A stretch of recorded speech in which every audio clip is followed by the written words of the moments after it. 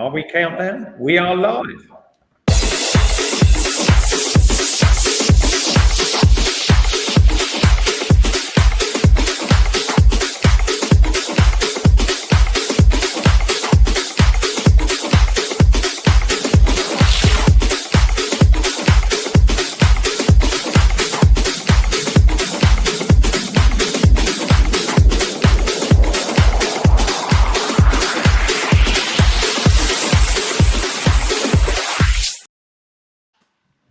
Wow. Well, welcome everyone. Simon Bliss here, Chair of Team. Welcome to the first of the startup sessions with some brilliant partners that we've got here today. And thank you all for coming.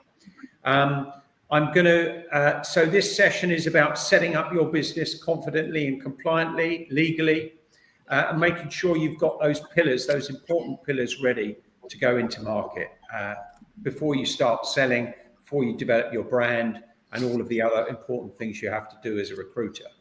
I'm really pleased to say we've got our principal lawyers here today on force, Paul Chamberlain and Simon Bloch from JMW, who've been partners with Team now for decades now, isn't it, Paul? It is, yeah, about 25 years, yeah. Yeah, thank you for all the support you've given us in the past and your contribution today.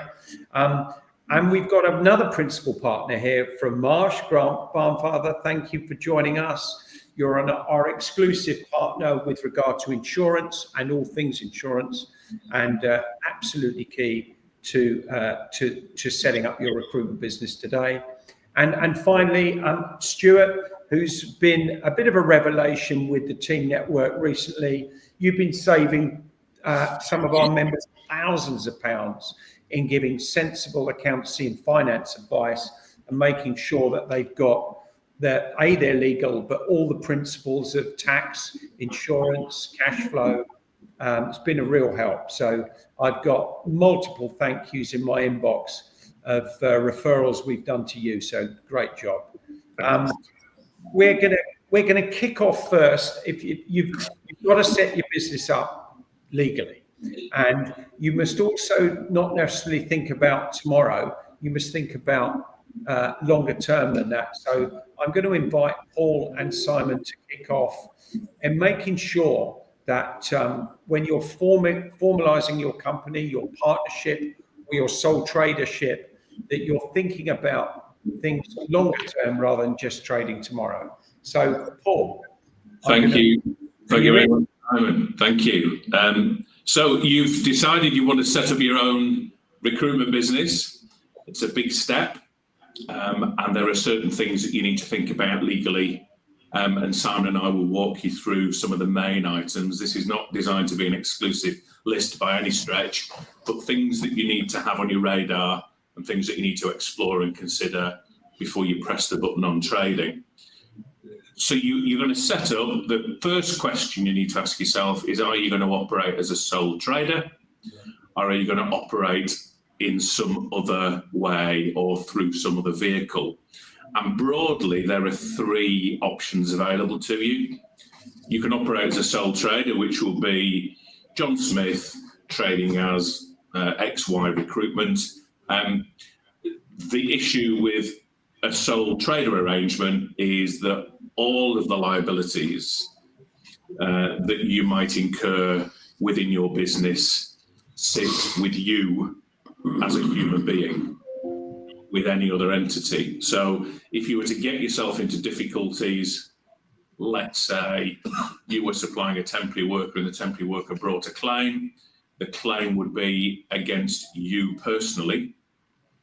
And Grant will be able to talk to you about insurance cover that might well be available in those circumstances. But the important point is to note, or the important point to note is that liability sits with you. And you may be uncomfortable with that from the get-go, or you may actually decide for the time being you'll operate in that way. But then the other two options that are available to you, almost three options really, might then become more relevant. So if you decided not to operate as a sole trader, you could operate as a traditional partnership. That would involve you having to be in partnership with someone else. Traditional partnerships now are very much not in fashion. The more appropriate partnership vehicle is what we call a limited liability partnership, an LLP, which is regulated by statute. This firm, for example, is a limited liability partnership. In traditional partnerships, the liability isn't limited. So if you were to enter into a traditional partnership with someone else, you would be jointly and severally liable for the company's liabilities and debts. In a limited liability partnership, your liability is limited effectively to the amount of capital that you introduce to the LLP. So it's a good way of limiting your exposure. So we've had sole trader, we've had partnership, traditional partnership, limited liability partnership, and then we get to the final model, which is probably the most obvious and the one that people consider and utilise the most, and that is the limited company model. So you would go to a company formation business, you would effectively buy an off-the-shelf company. That company would have a shareholder or shareholders, and you would utilise that vehicle as the vehicle through which you would trade. And limited companies, the word limited means something. It means that the liability that you have as an individual is limited to the shares that you have in that business. So you can see immediately why that is the most obvious and the most well utilised model. So those are your broad options in terms of setup vehicles. Let's focus a little bit then on the limited company vehicle. You can set up a limited company on your own where you are the only shareholder and you are the only director. But sometimes you may want to give shares to a co-investor, or you may want to give shares to family members. So it may well be that you end up in a situation where there are other shareholders as well. If you don't have a shareholders agreement in place between you and your other shareholders, then that can be a recipe for disaster. Everybody starts these enterprises thinking that the garden is rosy and there will never ever be any problems. And lo and behold, a few years down the line, there are problems, and the two founders decide that they don't want to work together anymore. And then when we ask them, when they come to us for advice, we say, have you got a shareholders agreement? The answer is, no, we didn't even think about a shareholders agreement. And that leaves us in a rather difficult position, because anything to do with the shares, with the constitution of the business, all of that is then governed by the Articles of Association. And if you've used template articles or standard articles, sometimes they won't cover off the particular situations that you might be facing, and they may not be appropriately drafted to deal with those situations when they arise. So a couple of bits of advice: consider your articles when you incorporate and get someone with experience to look over them and advise as to whether or not they're fine in their standard form or whether they need to be amended in a bespoke way to cover off any issues that you might have. And if you're going to invite other people to take shares in the business, or you're going to gift shares to people, we would strongly recommend that you enter into a shareholders agreement, which will then regularise those arrangements and more particularly will deal with all eventualities if that relationship were ever to break down. So that's broadly it in terms of vehicles and things to watch out for if you're going to incorporate. The other thing you need to think about as well is if you are a statutory director but also an employee of the business, and if you have any other directors who are also employees of the business, it's going to be very important also for you to consider putting in place some service agreements. Now, again, we get clients who say to us, well, we don't really need service agreements. We're the best of mates. Everything's going to be fine. We understand each other. We know what we've agreed. And then lo and behold, in a year or two's time, when the relationship breaks down and you try and find out what was agreed, invariably there are no notes, there are no emails, there are just conversations. And it's very, very difficult then to try and unpick that relationship. And that just results in cost. Because if you can't unpick the relationship, you need lawyers and the courts to do it for you, and that's not a cheap exercise. So thinking ahead and getting a director service agreement in place is really sensible. If the relationship breaks down, the service agreement will regularise what happens on the breakdown of the relationship from an employment law perspective. And more importantly, as you move forwards and the business grows, it's possible to amend that service agreement to fit the new situation. And invariably, service agreements are amended as businesses grow. But as well as regularising the sort of remuneration arrangements and the termination arrangements, those service agreements also contain, or should contain, good, well-drafted restrictive covenants. Because if your business partner decides to leave after 12 months and takes all the business with them, if you haven't got a service agreement with restrictive covenants in it, then you are going to be in a prize pickle. And you could find that all of your business walks out of the front door with your ex-business partner. So service agreements are a very important item to consider. And that's all I wanted to say about formation, vehicles and documentation to protect your business. Just before I hand over to Simon, I'm just going to mention an area of compliance, because Simon's going to talk about some of the regulatory framework that you need to operate within if you're an employment agency or an employment business. I just wanted to talk specifically about the GLAA, the Gangmaster and Labour Abuse Authority. If you're going to be supplying workers in the agricultural and food processing sectors, then it's a statutory requirement that you obtain a gangmaster's licence. That's quite a tortuous process. It's quite an expensive process as well. But the important thing to note is if you are supplying into those sectors, you can't do so without a licence. And if you do so without a licence, you are committing a very serious criminal offence. So the other thing to bear in mind is that if you're going to supply into those sectors, but you're also going to use, for example, an umbrella company to help source the workers, the umbrella company also needs to have a gangmaster's licence. So you can have one. If you then fall for an umbrella that doesn't have one, then you are equally in difficulties. So it's very important you make sure the supply chain has a licence. I just wanted to say something very quickly about the GLAA. You'll have heard from commentary around the Employment Rights Bill that there is going to be something called a Fair Work Agency, which is going to be brought into existence. The functions of the GLAA, the Gangmaster and Labour Abuse Authority, will slot into the Fair Work Agency's remit, and they will effectively do everything that the GLAA currently do. So that's something to bear in mind. And the other and final thing to bear in mind before I hand over to Simon is to say that the conduct regulations, which Simon's going to talk a little bit about now, they don't apply to supplies into gangmaster licensed sectors. So if you're supplying solely into gangmaster licensed sectors, you don't have to worry about the conduct regulations, but you do have to worry about what are called the gangmasters licensing standards. They are broadly the same as the obligations under the conduct regulations, but they are slightly different. So again, we've got a lot of experience in that area. So if agriculture or food processing is something you are thinking of supplying temporary workers into, I'd suggest you take some advice from those who have got some experience. And on that note, I'm going to hand over to Simon. Thanks, Simon. Thanks, Paul.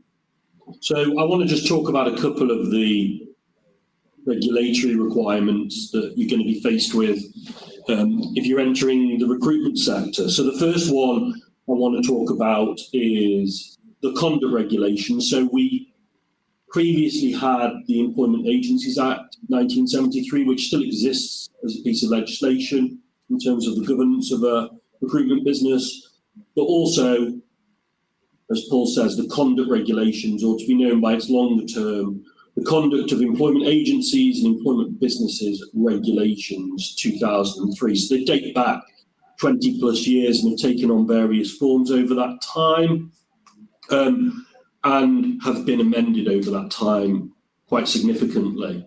But just think about it in terms of how the conduct regulations work and how they govern the operation of a recruitment business. People often refer to recruitment agencies, but the reality of it is that in terms of regulatory compliance, it's split down into really two sections. You've got an employment agency and an employment business. So an employment agency is engaged by its client, usually the hirer, to find individuals who are work seekers for employment by the hirer, and then the hirer enters into a contract directly with the individual, which may be a contract of employment or a contract for services. That's typically known as your permanent type of supply of services. So you're finding somebody to be engaged directly by your client. Then you've got an employment business who again engages with a work seeker, which is normally an individual, under either a contract for services or a contract of employment, and then supplies them to the client, to the hirer, for temporary assignments where they will be under the client's supervision or control.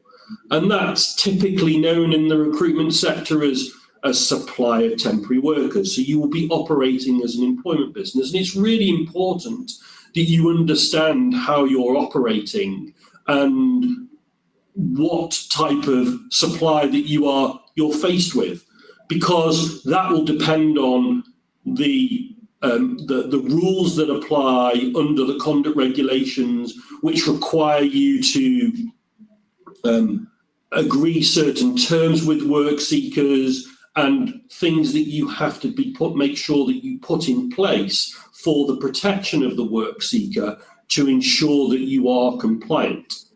Because the governance of the Employment Agencies Act and the conduct regulations is governed by the Employment Agency Standards Inspectorate, who do go out and they will check recruitment businesses' compliance with these rules, and they do have the power in the most extreme of circumstances to put conditions on it, how an employment agency, employment business operates, or in the worst case scenario, they do have the power to shut you down.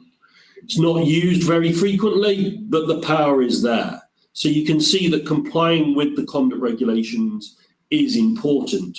So getting compliant terms in place with your work seekers and getting compliant terms in place with your clients, your hirers, is important to make sure that there is a protection there. I think the only other point I really want to mention in relation to the conduct regulations is in relation to umbrella companies. It's been a long path coming, but it's looking like under the Employment Rights Bill that we are going to see umbrella companies come under the remit of the conduct regulations, which will be a huge and important change for the sector. So that is something really just to keep an eye out for. While just in terms of the agency workers regulation, so if you, there's a long history to the employment, to the agency workers regulations, which came out of the EU Temporary Workers Directive. But basically, the agency workers regulations apply to those who are assigned to do temporary work for hirers through a temporary work agency. And there is a definition of what a temporary work agency is. But basically what the agency workers regulations provide is that all agency workers must be able to access a hirer's collective facilities and amenities and have access to information about job vacancies from the first day of their assignment. And in addition, after the completion of a 12-week qualifying period, agency workers are entitled to the same basic working and employment conditions that they would have been entitled to had they been recruited by the hirer. So things like pay, things like working time, rest periods, and rest breaks, as well as annual leave. agency workers are entitled to parity after a 12-week qualifying period. That's an important step, that if you're supplying temporary labour, that you just need to make sure that you've got systems and processes in place to understand how you're going to work with your hirer, to understand how you're going to ensure that the workers receive that parity of treatment. And depending on who is responsible for the failure in the chain in terms of making sure that you get the information to be able to ensure that the parity is provided, will depend on whether the hirer is liable or whether the agency is liable. So it's going to be an important start of your communication process with your client to ensure that you're complying with your obligations. So that's just a whistle-stop tour of the two pieces of regulatory requirements that you're going to have to look at if you're new to this space. Wow, you've frightened us all, Simon and Paul. Just a couple of comments. Thank you for explaining all the different processes and ways of setting up, Paul. That was really valuable. And I think it was important to talk about shareholders agreements, restricted covenants and service agreements. Since I took over team, having run my recruitment business back in the noughties through to 2020, and then taking over from team, I probably had a dozen discussions with business owners who hadn't set up a shareholder agreement or service agreement with their original business partner, and the whole thing has gone to pot. Yeah. And it's been a bloodbath, which has been exceptionally costly. It's broken the business up, and several of those businesses have ceased to trade because they didn't plan properly. I don't want to frighten you more, folks, but there's been 4,064 new limited companies in recruitment this year alone. So lots of people are setting up, and potentially they're not setting up. That's just the limited companies, not the sole traders. I think it's relevant, Paul, Simon, that you referred to the different types of recruitment business. The permanent recruitment businesses set up at Companies House under SIC code 78109. Make sure you register properly if you're going to do that.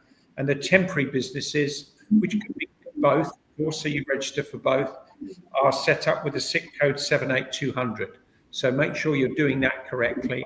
It's not very expensive to set up a limited company. You can do that online with Companies House for £50 and a credit or debit card. But Stewart, you might come in a bit later with a bit of advice on that.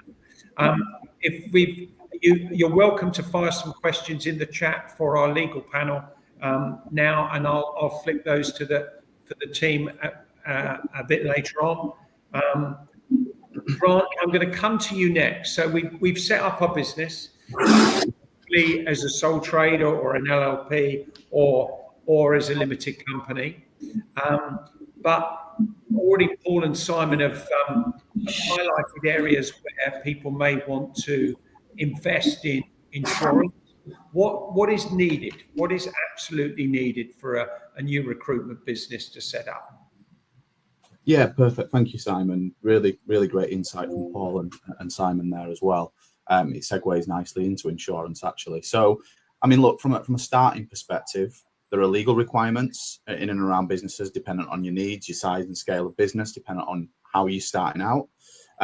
Effectively, that comes in the shape of one element of cover, and that's employer's liability. So naturally, look, if you're employing anyone within the business from day one, you're going to need to have employer's liability by law.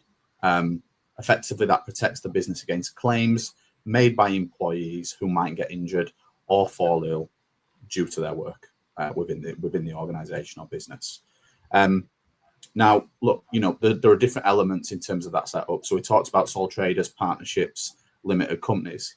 You may see a limited company setup where maybe two individuals, two directors have gone into a joint venture as not having employees. We're two directors, we set this business up together. Well, actually, from a standpoint, you're both employees of that business from day one.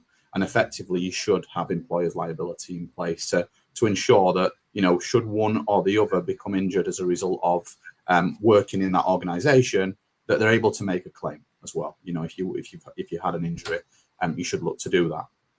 But look, beyond that legal constraint, there's so much more that you should consider as a day one insurance perspective. And luckily, insurance is generally packaged up. So if you speak to a broker, to be honest, if you're buying online, you'll generally be directed to the questions of cover that you should be looking to take out.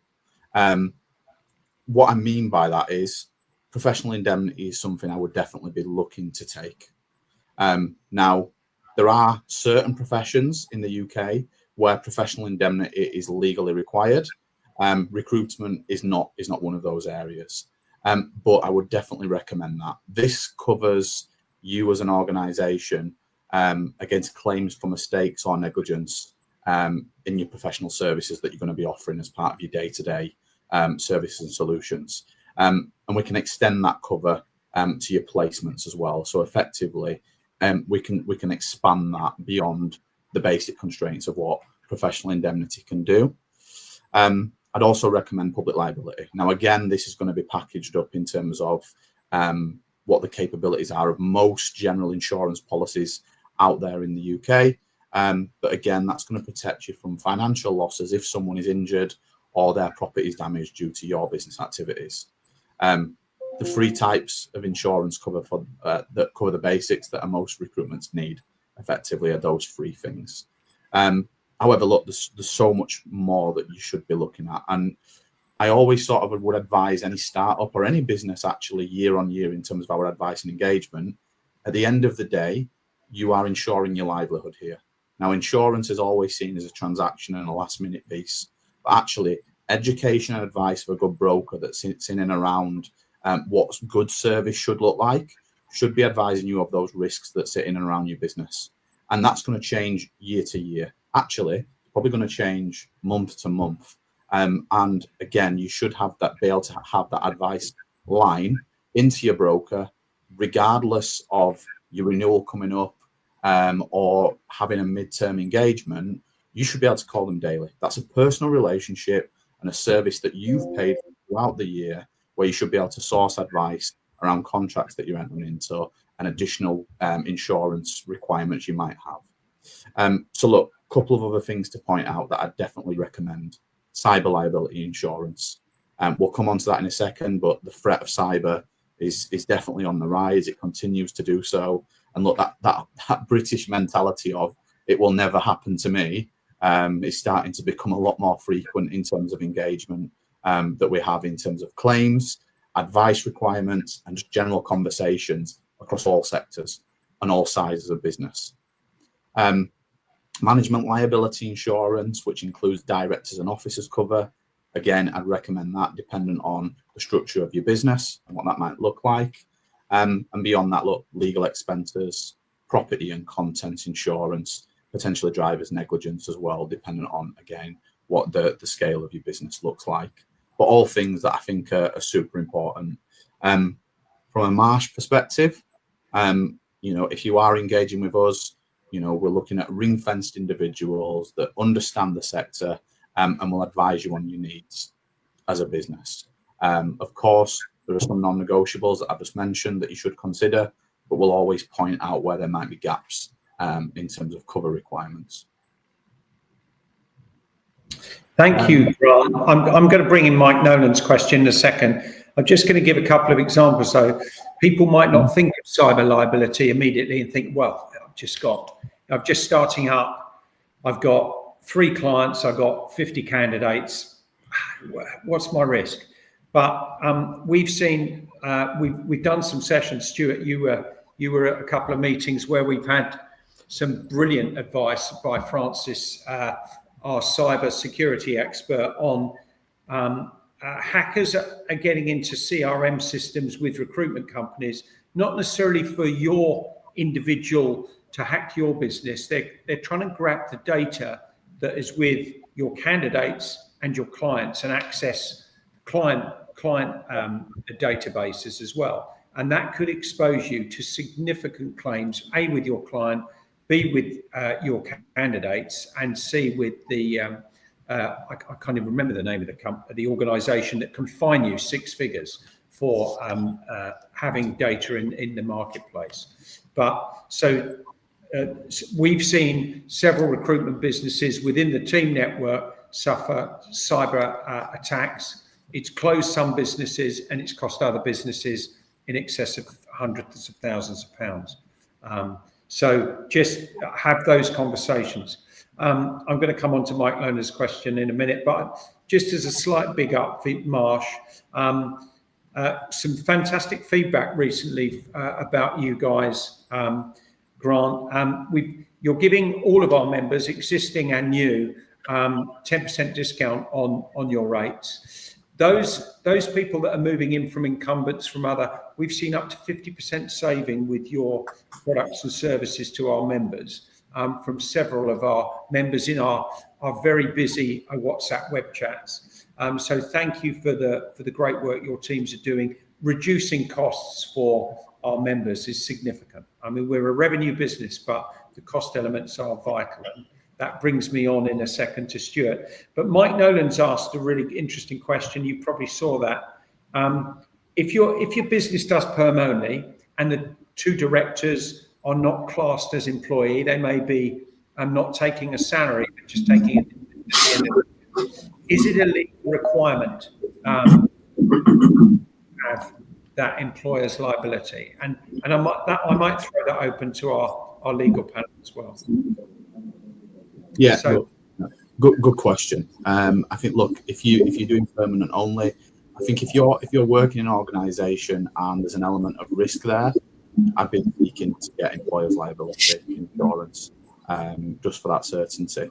Effectively, it could be one single person that's responsible for health and safety in the organisation. As the guys mentioned earlier, you could be in a position where there's a fallout for whatever reason. That could be over an incident at work, and naturally, look, that mentality of I wouldn't look to make a claim could change overnight based on the circumstances of the incident that occurs. Okay, that's cool. The other thing I would warn people of is lots of recruitment businesses start up as a solopreneur, and they do that for a year, maybe longer, and then they will look to expand. And they've forgotten about employers' liability because they've been on their own as a solo. If you're starting to employ and build your teams, this is something extremely mindful to think about, because it's illegal to not operate with employers' liability if you're starting to build your teams. Anything you want to add, Paul or Simon? I was only going to very briefly mention, Simon, that very often people say, well, I'm not an employee because I'm just taking a dividend. Yeah. Because the legal test is slightly different. So even though you've decided just to take a dividend, that doesn't mean you're not an employee. So I think I'm with Grant on this. I think if there's a doubt or a question mark, it's probably better to make sure you've got the insurance in place than not. Cool. Thank you. Thank you very much indeed. And you used a few acronyms earlier, AWR, IR35 and ERB. I think it's fair to say, Paul and Simon, you're doing quite a bit more work. The ERB and the umbrella changes are going to change the way recruitment businesses operate in the UK. You're going to give us a couple of webinars coming up, aren't you, with a bit more guidance and direction on that? Yeah, there's a lot of detail there, Simon. You're right. We've dedicated a couple of sessions to that. Thank you. So, yeah. We'll promote this to the community that are here today. Mike, I hope that's answered your question for you. It'd be worth having a chat with Grant and his team just to discuss your exact situation and make sure you are compliant and legal. Stewart, last but not least, it's great to invite you. Thank you for supporting us today. Now we've set up the company. We've got ourselves legal with our insurance. What are the other pillars that one wants to put in place before we start trading? I just want to go first on the shareholding side. I know obviously that Paul and Simon have mentioned it, but when you look at the shareholding of your business, one of the things I would look at as well is if you're two people within a company, or if there's multiple shareholders within a company, look at the class of the shares. So if you are two people, then one person maybe has A class shares and the second person has B class shares. The reason for that is if you were decided at any point to allocate dividends in a different way. So if you decided to, one person was going to be taking £20,000 worth of dividends and the other person takes £10,000 worth of dividends, you can actually do that based on the fact that you're allocating different amounts of dividends to different share classes. If the business makes, say, £30,000 and you both have the same class of share, it would then mean if you were distributing £30,000, you both have to take 15,000. You can't, it has to be an equal split in the respect of, obviously, based on that share class. Whereas if you have different share classes, you can actually allocate different dividends to those different share classes.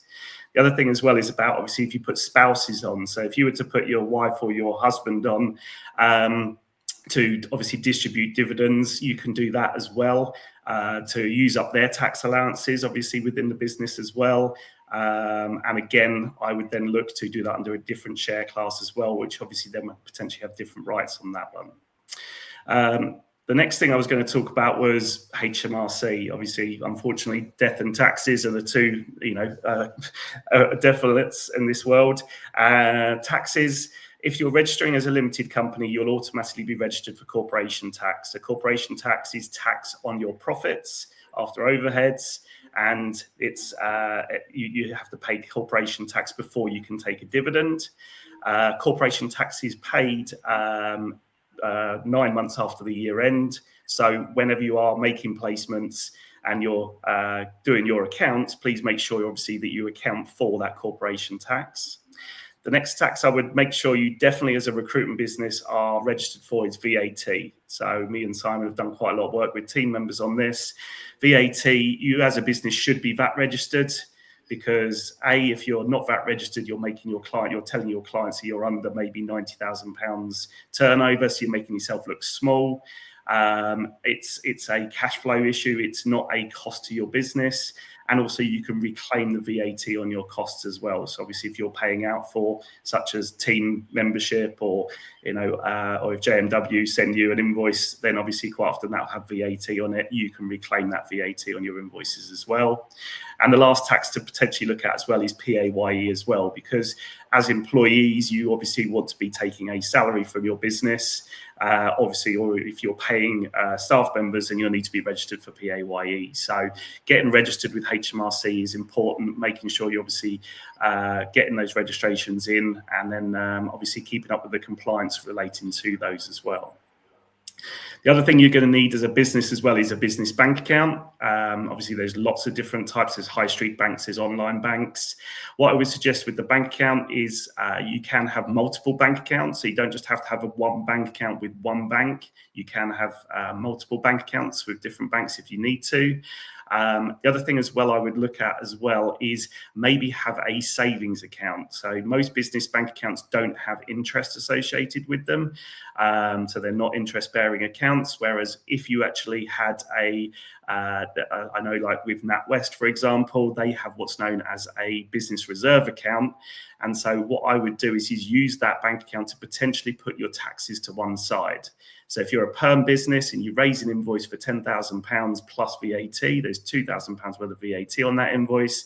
When you get paid that £12,000, put the £2,000 into that bank account. It then means that when you come around for doing your VAT return, all of the money that you pay over to HMRC will be put to one side. You might also want to start putting corporation tax in there as well, because again, as I said, you're paying corporation tax 9 months after the year end. So it's something that you might not necessarily remember that you've got to pay. You're spending all the money in your bank account, and then suddenly this bill comes along that you're going to have to pay. So if you can put some extra money in that bank account as well, again, as I said, it's interest bearing. So you're going to make a little bit of money on that money that you're putting to one side that actually will go to HMRC. The other way to look at your business as well is you've got to see how you're going to pay yourself. So it's a case of paying yourself as a director. Now, what I'm going to tell you here is something that as directors of your business you can do. You can pay yourself a small salary and take the remainder as dividends. It's probably the most tax efficient way to pay yourself. So you potentially look at paying yourself maybe a £12,570 salary. You then pay a little bit of national insurance, which obviously the national insurance then means you've got your stamp for when you obviously retire, and hopefully there's an available pension. And then you take the remainder as dividends. Dividends are more tax efficient in the lower levels, because you're up to the £50,570 bracket, you're only going to be paying dividend tax at 8.75%. So that's obviously a lot lower than obviously if you were being paid PAYE. There's no employees' national insurance or employers' national insurance on that as well. So it's a more tax efficient way of paying yourself. After that bracket, after the 50,570, the next bracket is you paying dividend tax at 33.75%. So again, that's much lower than the 40% bracket that you'd be paying under PAYE. And also you pay no employees' national insurance or employers' national insurance on there as well. So both of those are great ways of making sure you're paying yourself. This is something that the government have introduced to try and incentivize people to set up the business. People setting up businesses, and hopefully that will bring down the unemployment rate, because you're hopefully going to be employing people, and obviously it gives that kind of added benefit for directors. You do have to obviously take some your accountant to make sure that is the best way to pay yourself, because obviously outside influences, other businesses, other income you might have an effect on that.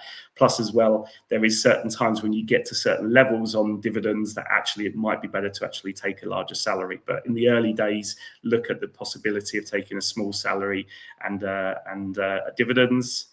The other thing I wanted to mention as well is about expenses. As we've said before today, you are an employee of your business. When you used to work for a recruitment agency and you were told to go out and maybe go and see a client, you would drive to the client, you'd take them for lunch, you'd come back to the office and you'd put an expense claim into the business, and you would then claim those expenses. It works exactly the same way with your own business. So what I'm saying here is if you're incurring expenses for your business, which is actually in the production of you actually doing the recruitment work, then you should be putting those expenses through the business. They are allowable expenses. So you should be putting things like a mileage login on a monthly basis and claim the 45p a mile for claiming on your mileage.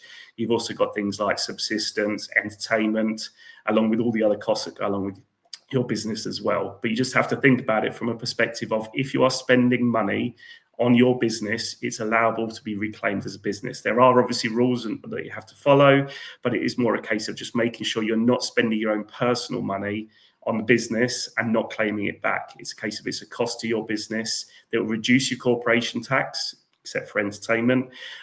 You might be able to also reclaim the VAT as well, but it's actually making the business work for you in some respect. You're working heavily in the business, so actually the costs incurred on those businesses should actually be going through the business.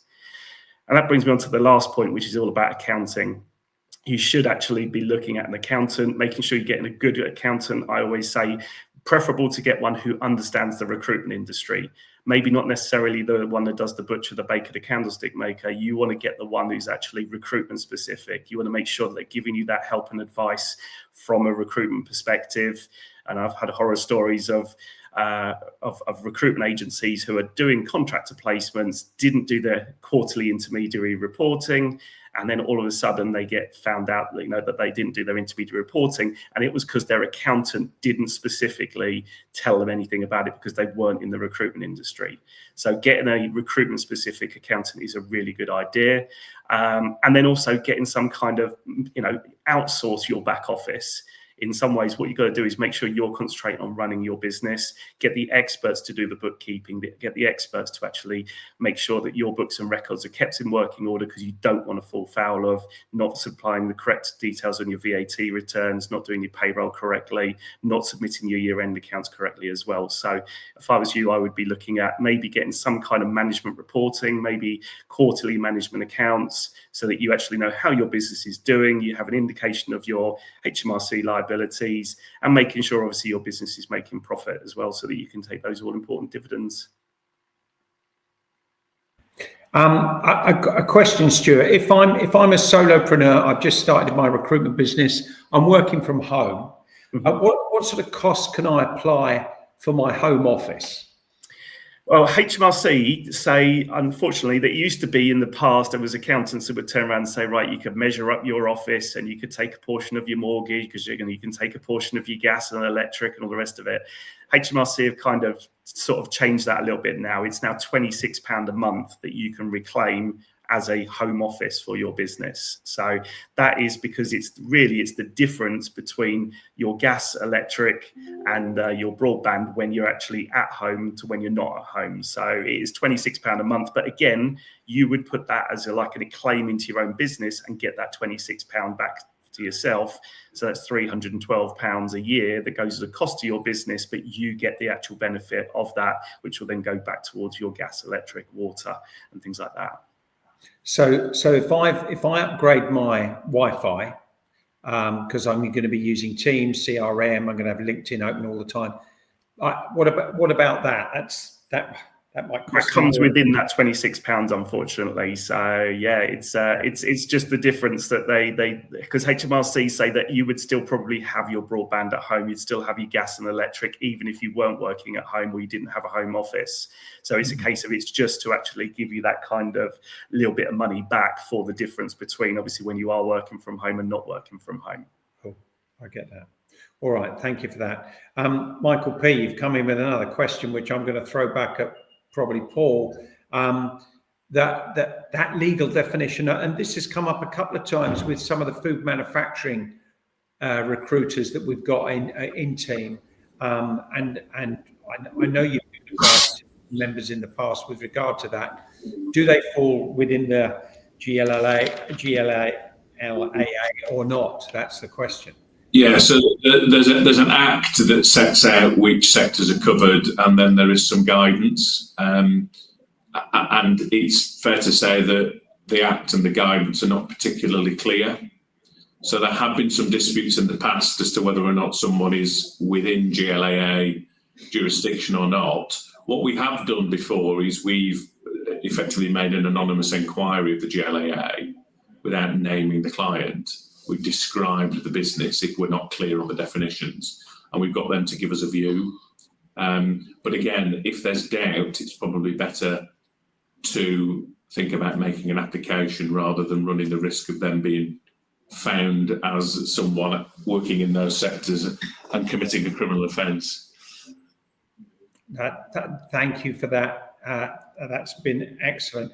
I'm just going to go back to Stewart. Stewart, you've done some audit. You do free audits for a few team members, haven't you? And I think for the startups and solos, I was surprised that your audits have uncovered. I think the saving was it 8,300 a year for each of those? On average.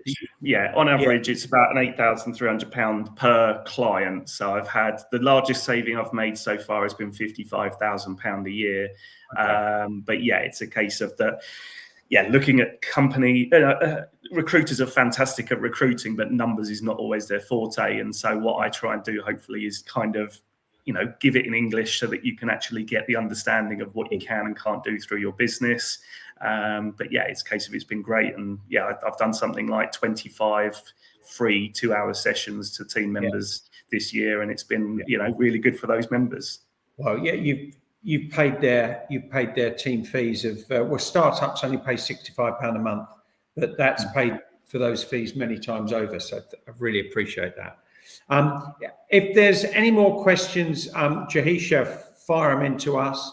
But anything from Paul and Simon of any advice or war story or last point you want to make for a startup thinking about what is going into a fairly challenging market across the board at the moment? Any tips or guidance to do or not to do?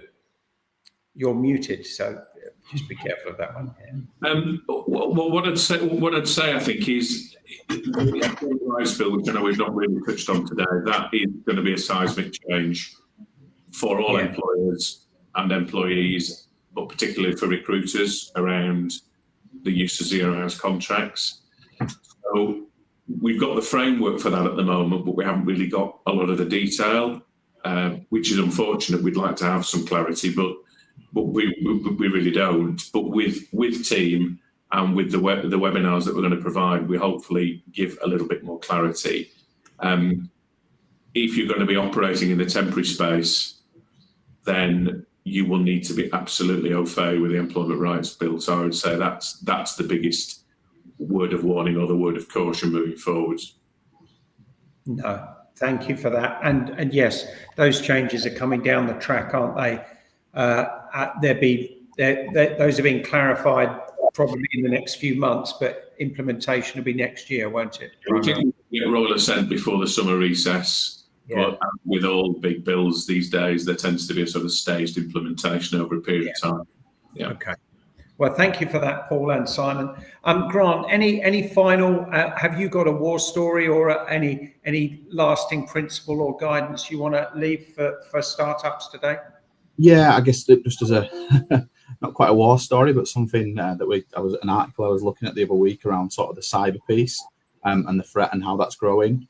For a 12-month reported period between 2023 and 24, over 50% of UK businesses, regardless of size or scale, experienced some form of security breach or attack. Now, I guess, look, as a startup, there's an element of looking at that and saying, okay, why would they bother with me? I'm going to hold less data. But then on the flip side of that, you may be looked at as the vulnerable opportunity and someone to attack. And I guess putting that back into perspective, got an example of where we did work with an existing client who had a cyber attack in the recruitment space. So it was 2 days before Christmas, as you can imagine. Most businesses are sort of shutting down for the festive period, and client 6 p.m. 23rd of December gets a ransom demand through on email. Effectively, data that they hold on personal data has been secured. Now, look, most organisations are shut down at that point, but the good news is insurance doesn't sleep, and it's sort of a 24/7 response team that sits in and around the cover that we offer. So look, the team that we've got here stepped in immediately. Cyber security experts quickly working on how can we close this down, how do we negotiate with the ransom individual, and look, how do we manage the situation and take the pressure off the individual. Now, in this instance, this is a customer that didn't hold cyber cover prior to that year. So effectively, they'd been at risk. Luckily, they'd taken the cover out on the back of some education and advice we'd given them that year. And look, not all stories around the cyber incidents, come to a good result. And in terms of the negotiation piece, the insurer was actually unsuccessful with the ransomer. But what the insurer did in the policy that was in place to secure the coverage, the insurer paid out over £100,000 to support all of that sort of re-engagement and support. So, I mean, look, cyber insurance is definitely a nice to have. It can deter some people in terms of it's an additional cost. It won't happen to me. But there's a perfect example of why it should be taken. And look, I guess another important thing is insurance is in a soft market at the moment. So people are saving money on premiums. What a great time to sort of utilise that saving to take out that extra cover and protect yourself. Yeah, I've seen actually lots of companies are asking about what cybersecurity you have in place and do you have insurance in place, because they're looking at their supply chains who might hold data from their clients. They're submitting, candidates into clients. They're working with companies closely, and companies want to know what cybersecurity and insurance you have in their supply chain. So they're asking those questions of recruitment businesses. So think about what you have on offer as you develop your service and operation. Stewart, anything to add before we close? We've got 6 minutes, so there we go. Just one of the things I would say is, as a recruitment agency, just concentrate on doing the recruitment side. So look at outsourcing absolutely as much as you possibly can. So look at outsourcing your back office, look at outsourcing your accounts, look at outsourcing your IT, your marketing. Don't start being a director who's a bit of a busy fool and actually putting all these different hats on. Use the expertise of all of the different people you can. There's lots and lots of people in this, lots of suppliers to the recruitment industry that can actually take a lot of that pressure off you, and you concentrate on just making those all important placements. So that's the most important thing I would say is don't start looking at doing your own bookkeeping. Don't start looking at doing your invoicing, outsource it. Don't start doing your own IT setup, get it set up correctly. You know, I'm pretty sure Grant would agree here that basically your cybersecurity policy isn't worthwhile if you don't actually have the antivirus and it all set up correctly in the first place. So it's those kind of things, making sure it's all done correctly by using expertise outside of or using experts who can actually do that for you. The other point as well I was going to say was about funding. If you are doing contractors, then you look at your funding. Don't start kind of going down the route of potentially funding it yourself, because quite often I find agencies who fund their own placements, they forget about things like credit insurance. So if that client that they're dealing with goes bust, then they're going to be on the hook for all the money that they put into it. If you use a funding provider, so you might use a pay and bill provider, so within the team network, there's the likes of, you know, Recruitment Funding Solutions, Back Office Support Services, Giant Finance Plus. They do a pay and bill solution where they'll raise invoices for you, they'll process the timesheets, raise invoices, pay the candidates, and give you the profit. And they will often provide kind of credit insurance or kind of insurances to obviously protect you should those clients go bust. If when you get to a larger size, then there's looking at invoice finance. So that's going to be factoring, invoice discounting facilities. And again, it's a case of that those will often be protected by kind of bad debt protection policies or credit insurance to actually make sure that you as a business are not having to pay out that money to pay the candidates before the client makes payment, but are also covering you should those clients go bust or obviously just not pay you. So those are the other two things I would say for a startup. That's brilliant stuff. Thank you, Stewart. We've got, this is the first of the Launchpad, the Recruiters Launchpad series. We've got some more coming. Jahisha will help me out now. So session 2 is running on June the 20th. This is exciting, folks. This is about getting some new revenue in the business. As a startup, it's tough. You might be under a restricted covenant. So it's about job sharing, which is a slightly weird concept for a lot of recruiters who have not collaborated before. But we've got Claire Hallett-Walsh and Matt Richards, who are established team members. Claire's been a member for many years and has shared hundreds of thousands of pounds worth of jobs with other members where she's had the job but not the candidate, and vice versa. Matt Richards joined from Blueberry Recruitment last year. He's been a member for about 9 months now. He shared £50,000 worth of fees on jobs that probably wouldn't have got filled, that he's been able to match up candidates for, and some of his jobs for other members. And we've got the legend, Jeremy Snell, talking about driving sales in your pipeline. Jeremy, ex-Hayes trainer, and one of the UK's most prolific and successful learning and development trainers in the recruitment space. So jumping through to session 3, which is so this is about cost. One of the biggest costs you guys and girls will have when you start your business up will be job boards. You've got to find candidates for those jobs that you're getting on. The great news is, with Michelle Davis as a partner to team at Candidate Source, we can buy job boards at 70% of the discount. And here's the exciting piece. You don't have to sign a year contract anymore. You can pay as you go on a monthly basis and try different job boards, whether it be CV Library, Read, Total, Indeed, etc. So certainly catch that session. And also Luke Pitkin, a partner of team, has a free CRM, which is great for startups. CRM costs, as many of you will know, can be over £100 a month per user. So if you can kick off with a free CRM from Gig Hire, that significantly reduces your cost. And of course, at a later stage, as revenues build, you can develop and invest in something a bit more sophisticated.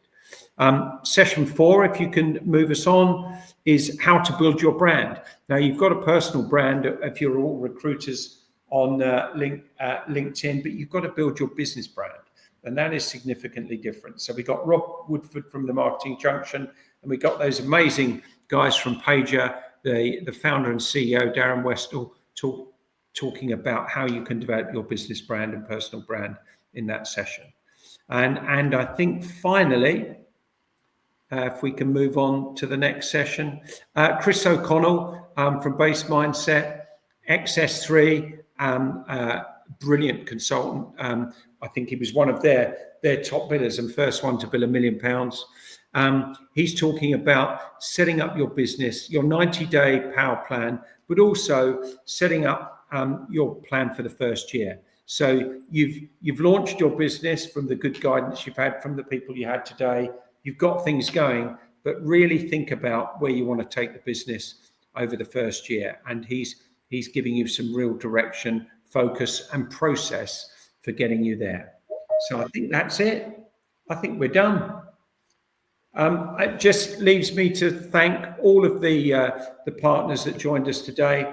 Paul and Simon, thank you for your continuing support to all of our members, for the great advice you give.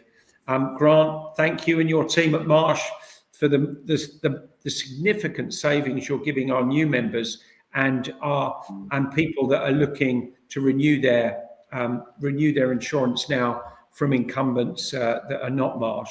And Stewart, keep up that great work with your free audits, because you're saving many of our members thousands every single year. Thank you, gentlemen. Thank you, all the attendees. Have a good day. See you again soon. Bye for now.